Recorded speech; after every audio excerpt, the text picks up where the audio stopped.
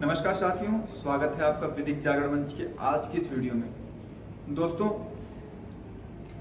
आप सबको पता ही होगा, नए कानून हमारे सबके बीच में 1 जुलाई 2024 से आए हैं।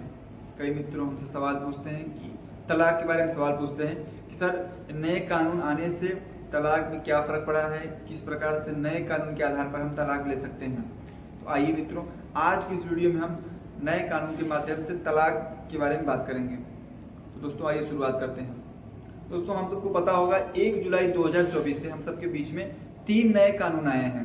भारतीय न्याय संहिता, भारतीय नागरिक सुरक्षा संहिता और भारतीय साक्ष्य संहिता, यानी Indian penal code IPC, criminal procedure code CRPC और जो एविडेंस था, इंडियन एविडेंस एक्ट जो था, उसकी जगह पर भारतीय साक्ष्य संहिता आया है।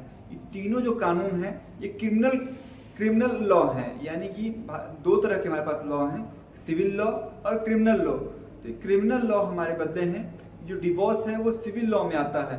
तो सिविल लॉ में किसी भी प्रकार का कोई परिवर्तन नहीं है। सिविल लॉ जैसे पहले था वैसे ही आज भी है। जैसे पहले हमारे पास तलाक लेने की जो प्रक्रिया थी, यानी 2 प्रकार से तलाक लिया जाता था, contested divorce and mutual divorce. Contested divorce क्या होता था, यानी एक पक्षकार डिवोर्स लेना चाहता है, वो कोर्ट में आवेदन करता है, दूसरे पक्षकार दूसरी जो पार्टी है उसको सम्मन के द्वारा कोर्ट में बुलाया जाता है, सुनवाई होती है। उसके बाद उनको मीडिएशन सेंटर में भेजा जाता है, यानी मध्यस्थता यानी सुलह जो न्यायालय है वहाँ पे सेंटर जो है वहाँ पर भेजा जाता है कि शायद इनके मध्य में समझौता हो सके। 6 महीने का उनको टाइम पीरियड दिया जाता है। कोर्ट समझती है कि शायद ये जो पार्टी है आई है यहाँ पे किसी की बहकावे में आई है या कोई झगड़ा हुआ है, जो भी चीज़ें हैं, तो कोर्ट भी सोचती है कि ये जो पारिवारिक चीज़ें हैं वो खराब ना हो। भारत हमेशा से ही कुटुंब प्रधान देश रहा है, तो कुटुंब खराब ना हो, तो इस नाते 6 महीने के लिए उनको मेडिएशन सेंटर में भेजा जाता है। लेकिन अगर वहाँ पर पहले अगर समझौता अगर हो जाता है तो ठीक है, लेकिन अगर समझौता नहीं होता है तो 2 चीज़ें होती है वहाँ पर, या तो समझौता हो जाता है तो घर चले जाते हैं, वापस चले जाते हैं, और दूसरी चीज़ अगर समझौता नहीं होता है तो वापस में कोर्ट आते हैं। और एक चीज़ और हो सकती है कि वहीं पर वो लोग डिसाइड करते हैं कि बच्चों का क्या होगा, परिवार में क्या होगा, संपत्तियों क्या होगा।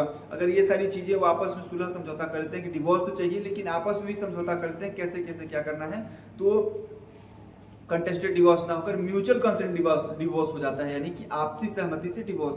अगर दोनों चीज़ों ना होती है, यानी आपसी सहमति से डिवोर्स नहीं हो पा रहा है, और दूसरी चीज़ है कि वो घर भी वापस नहीं जा रहे हैं, वापस कोर्ट जा रहे हैं, तो फिर उन मुकदमे चलते हैं, सारी चीज़ें होती हैं। तो कोर्ट तय करती है कि पैसा किसको कितना देना है, क्या है, घर की संपत्ति है, जो भी चीज़ें, बच्चों का क्या होगा, तो एक लंबी प्रक्रिया हो जाती है। और दूसरा जो मैंने अभी बीच में बताया कि म्यूचुअल कंसेंट, तो म्यूचुअल कंसेंट यानी पहले से वो आते हैं तय करके कि हमारा पहले से या तो तय करके आएंगे, या तो कोर्ट में आवेदन करने के बाद जो मेडिएशन सेंटर में जाएंगे वहाँ पर तय करेंगे कि बच्चों का क्या होगा, दोनों को तलाक लेने की जल्दी रहेगी, बच्चों का क्या होगा और संपत्तियों का क्या होगा, किसको कितना पैसा देना होगा।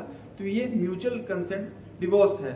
इस आधार पर 2 तरह से हम तलाक लेते हैं, और ये जो पहले की जो प्रक्रिया थी वो वही सेम टू सेम आज भी वही प्रक्रिया है। तो हमारे देश में क्रिमिनल लॉ में चेंज हुआ है, सिविल लॉ में मित्रों कोई परिवर्तन नहीं हुआ है। तो आई होप कि मैं इस छोटी सी वीडियो के माध्यम से आप सबको जानकारी दे पाया हूँ। Thank you. अगर वीडियो पसंद आई हो तो प्लीज़ चैनल को सब्सक्राइब करें और वीडियो को लाइक करें। Thank you so much.